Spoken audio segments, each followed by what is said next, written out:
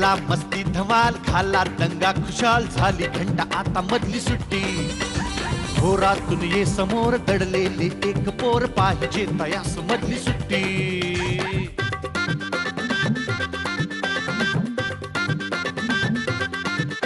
किती रंग त्यांचे, किती गंध त्यांचे, विचारून घ्या या फुलांना जरा. नको सारखी शिस्त आणि पहारे, मुलांना ती द्या ना मुलांना जरा. किलबिल त्या पाखरास वाऱ्यावर वाहण्यास देत जाई पंख मधली सुट्टी. घोरातून ये समोर दडले एक पोर, पाहिजे तयास मधली सुट्टी. मधली सुट्टी. नमस्कार. आजच्या मधली सुट्टीमध्ये मी सलील कुलकर्णी तुमच्या सगळ्यांचं अत्यंत मनापासून स्वागत करतो. मित्रांनो, शाळा मस्त सुरू झाल्यात, होमवर्क वगैरे पण द्यायला लागलेत. पण यावेळी शाळा जेव्हा सुरू झाली तेव्हा आमच्या छोट्या छोट्या मित्रांपुढे काय काय प्रश्न होते माहितीये? ही बॅग घ्यायची का ही बॅग घ्यायची, शाळेत कसं जायचं, रिक्षाने जायचं का व्हॅननी जायचं, का आई बाबाच येणार आपल्या लाडक्या सोन्याला सोडायला.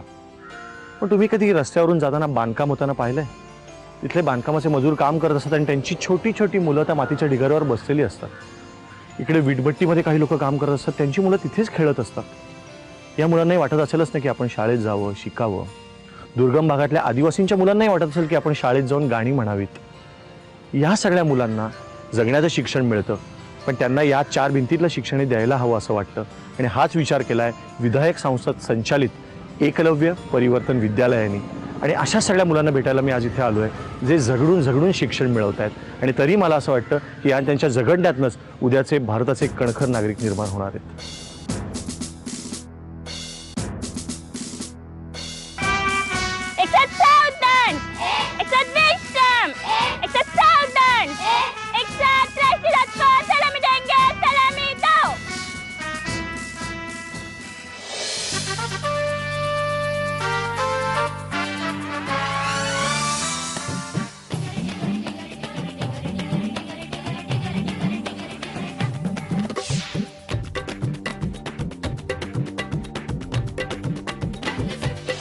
अनेक शाळेंमधल्या अनेक मुलांशी म्हणजे रत्नांशी मी गप्पा मारतोय.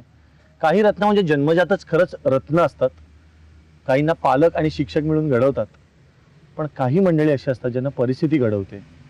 आज अशाच लोकांशी मी गप्पा मारणार आहे, ज्यांना परिस्थितीने घडवलंय आणि त्या परिस्थितीमध्ये तावून सुलाखून या सोन्याला खरंच झळाळी आली. तेजश्रीशी मी गप्पा मारणार आहे. तेजश्री, मला सांगितलं होतं या शाळेमध्ये बरीच वर्ष शिकतेस आणि खूप आत्मविश्वास तुझ्या चेहऱ्यावर दिसतोय. त्याची सुरुवात कशी झाली, कुठून हे शिक्षण सुरू झालं, त्याच्या आधी तू कुठली राहणारी मुळात? मी मूळची वाडा तालुक्यामध्ये हारुसाळे गावामध्ये राहते.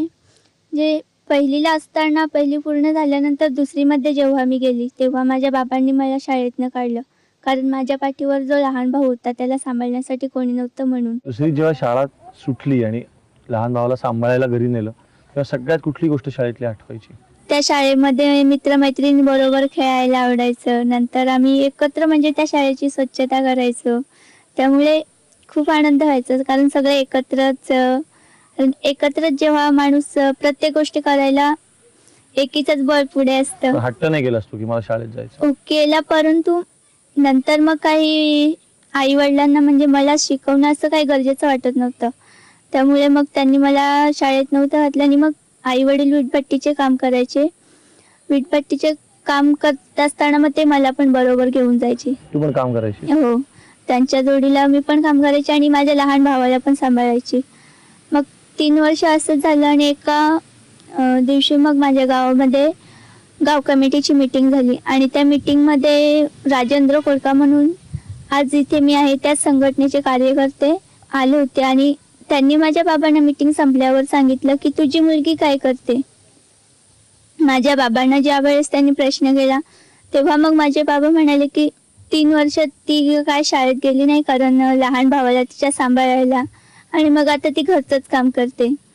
मग त्यांनी पूर्ण या आज मी ज्या शाळेमध्ये आहे विधायक संसद संचालित एकलव्य परिवर्तन विद्यालय, त्या शाळेची पूर्ण त्यांनी माहिती दिली. आदिवासी मुलींसाठी ती शाळा चालवली जाते, त्या शाळेमध्ये तुझी मुलगी चांगल्या प्रकारे शिक्षण घेईल म्हणून मग बाबांना माझ्या पूर्ण त्यांनी समजावलं. आणि मग 12 जून 2006 रोजी मला या शाळेमध्ये दाखवलं. तुला की तू परत शाळेत आली, शाळा सुटलेली असते आणि परत शाळेची इमारत दिसते आणि शाळेत आपण जातो, तो कसा होता दिवस तुझा?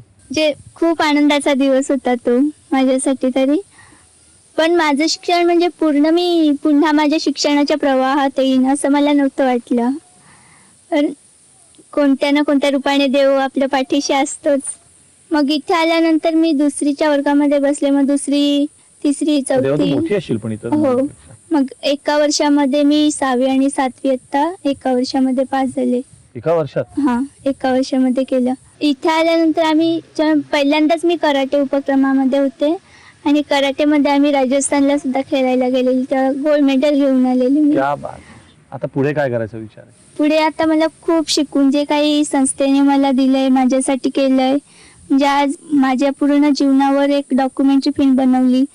त्याच फिल्मला फायर इन अवर हार्ट म्हणून नाव दिलं. आणि काय काय काय नाव होतं? Fire in our heart. Fire in our heart. Wow, correct आहे नाव. तीच आता गेल्या 15 जूनला अमेरिकेमध्ये प्रसिद्ध झाली आणि आता मे महिन्यामध्ये मी जाणार आहे अमेरिकेला. काय सांगतेस? मी खूप आता शिकून मला मोठं व्हायचंय, काय माझ्या करायचंय पण? इंजिनिअरिंग व्हायचंय, मला माझ्या समाजातील लोकांना मदत करायची. इंजिनियर नक्कीच होशील तू, कारण खरंच फायर इन युअर हार्ट आहे. म्हणजे तुला माहितीये का की हृदयामध्ये आग आहे, तुझ्या मनामध्ये आग आहे की मला शिकायचंय, मला मोठं व्हायचंय. मला असं वाटतं जे शाळेत जाऊ देत नाहीत मुलींना किंवा त्यांची शाळा तोडतात, त्यांना तुझ्याकडनं मला काहीतरी निरोप हवाय, जो खूप लोकांनी सांगितलंय. पण जेव्हा स्वतः इतकी जिद्दीने उभी राहणारी तेजश्री इथपर्यंत येते, तर तू आज सगळ्या लोकांना निरोप सांगावा असं मला वाटतं शिक्षणाविषयी मुलींच्या. मुलींना घरी बसवण्यापेक्षा त्यांना त्यांच्या स्वतःच्या पायावर उभं राहायला पाहिजे. त्यांनाही आपल्या या समाजामध्ये ताटमानेने जगता आलं पाहिजे, कारण मुलगी ही सुद्धा आपल्या मुलाप्रमाणेच आहे आणि तिला खूप शिकवा. वा वा, मला असं वाटतं ही जेव्हा कोणीतरी मोठी इंजिनियर, कलेक्टर, कमिशनर होऊन एखाद्या पदावर येईल, तेव्हा आपण लक्षात ठेवूया की मधली सुट्टीमध्ये याच तेजश्रीने आपल्याला सांगितलं होतं की ती किती कष्ट तुम्ही केले. खूप मनापासून धन्यवाद. थँक्यू. प्रथमच मधली सुट्टीमध्ये मुख्यमंत्री, म्हणजे या शाळेतले, या शाळेची जी मुख्यमंत्री आहे तिचं नाव आहे देविका कांबडी. नमस्कार. नमस्कार. सगळ्यांना हाय म्हणतो, पण मुख्यमंत्री म्हणल्यावर मी कसं हाय म्हणणार? तुझ्या शाळेची मुख्यमंत्री म्हणजे काय आहे का नक्की? ज्यावेळेस 15 तारीख शुक्रवारी 15 तारीख होती, त्यावेळेस आम्हाला सरांनी सांगितलं होतं की आपल्या शाळेचं मंत्रिमंडळ निवडायचं आहे. तेव्हा मी विचार केला मंत्रिमंडळामध्ये मीही उभं राहावं, म्हणून मी उभी राहिली. सर्वांमध्ये प्रचार झाला आणि सर्वांनी मला मतं दिली. 10 मुली आम्ही उभ्या होतो, त्या 10 मुलीमध्ये मला मतं पडली 72. वा वा. 72 मतं मिळून मी विजयी झाली. बहुमताने मी विजयी झाली. प्रचार केला होतास तू? हो. कशी, काय होतं घोषणा, काय होती तुझी? मलाच मत द्या. आता यंदाचे काय उपक्रम आहेत एक मुख्यमंत्री म्हणून शाळेमध्ये? मुख्यमंत्री म्हणून शाळेमध्ये जे मंत्री निवडलेले आहेत ना, कोणी निवडले? ते आम्हीच निवडलेले आहेत. आम्ही म्हणजे तू का सगळ्यांनी? म्हणजे आम्ही अशा 10 मुली उभ्या होतो म्हणजे मतं मिळवण्यासाठी. तर मुलींनी मला मतं दिली, बहुमताने मी विजयी झाली, मुख्यमंत्री झाली. हो, ते तर मला कळलं हा. आहे देविका की तुला बहुमत मिळालं म्हणून तू मुख्यमंत्री झालीस. पण तू खरं सांग, तू तुझ्या मैत्रिणींना मंत्री केलंस की नाही? केलं. टँग टँग. सगळीकडे हेच चाललंय मला वाटतं. तू तुझ्या मैत्रिणींना केलंस? म्हणजे ज्यांना आवड होती, ज्यांना वाटत होतं की म्हणजे मी मंत्री बनावं, अशांनाच मंत्रीपद दिलं. हो ना. मग आता काय उपक्रम काय करणार आहात नवीन तुम्ही शाळेत मुख्यमंत्री? मंत्रिमंडळामध्ये आम्ही असं ठरवलेलं आहे की मुलींची शिस्त, मुलींचा अभ्यास, मुलींची स्वच्छता, शाळेची स्वच्छता, हे आम्ही म्हणजे जो शिस्तमंत्री आहे तो शिस्तमंत्री मुलींमध्ये कशी शिस्त आणतो, तो मुलींना कसं समजावून सांगतो, हे बघण्याचं माझं काम आहे. तू कुठची राहणार आहे? मी वसई तालुक्यात. काय करतात आई वडील? आई वडील दुसऱ्यांच्या मजुरीला जातात. कसं वाटतंय तुला की आई वडील आपले मजुरी करून कष्ट करतात आणि आज आपण मुख्यमंत्री झालोय, आपण शाळेत काहीतरी निर्णय घेणार आहे, तर तू स्वतः काय होणार आहेस मोठेपणी? मोठेपणी मी इंजिनियर होणार आहे. Engineer, very good. मला अशी खूप मनापासून इच्छा आहे बरं का की आता आपल्याला तर माहिती आहे की ज्या बिल्डिंगच्या कामासाठी मजुरी करतात सगळी मंडळी, त्यांना त्या आलिशान बिल्डिंगमध्ये कधीच राहता येत नाही.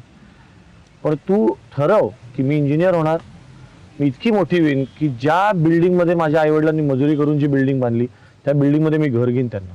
ज्या बिल्डिंगमध्ये त्यांनी कष्ट केलेले आहेत, त्या बिल्डिंगमध्ये आम्हाला राहण्यासाठी घर मिळालं पाहिजे, अशी मी शपथ घेते. आणि हे स्वप्न माझं पूर्ण होईल. की तुला खूप खूप आशीर्वाद आहेत आणि तू अशीच मोठी हो.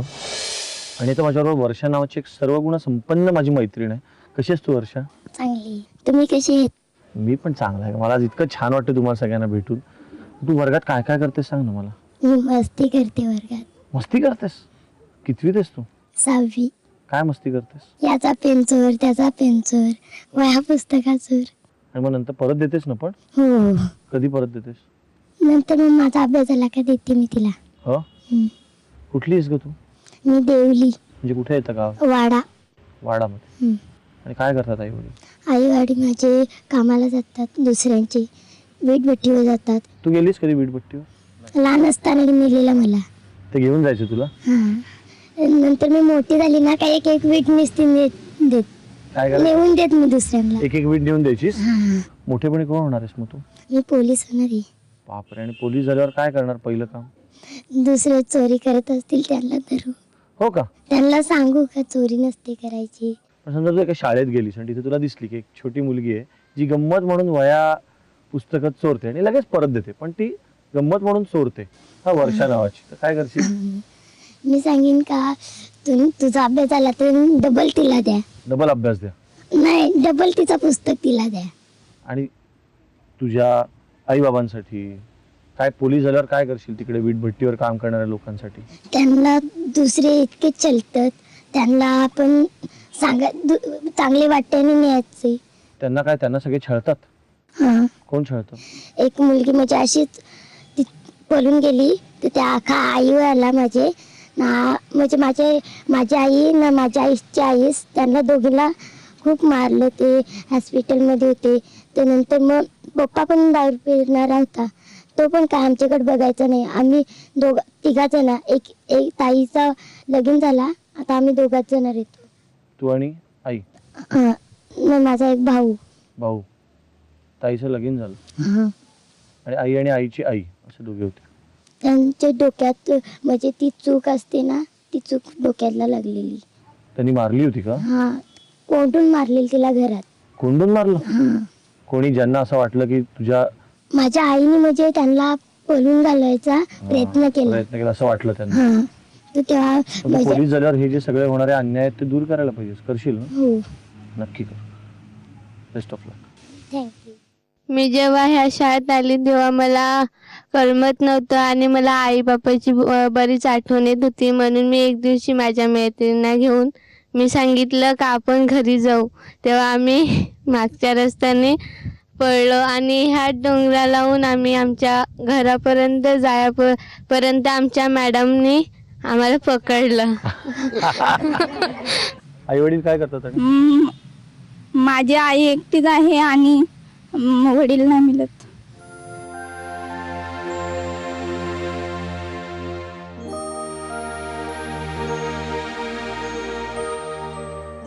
आणि बाबा जेव्हा होते, आई आणि बाबा, तेव्हा माझी बहीण मोठी होती आणि मी 2 नंबरची.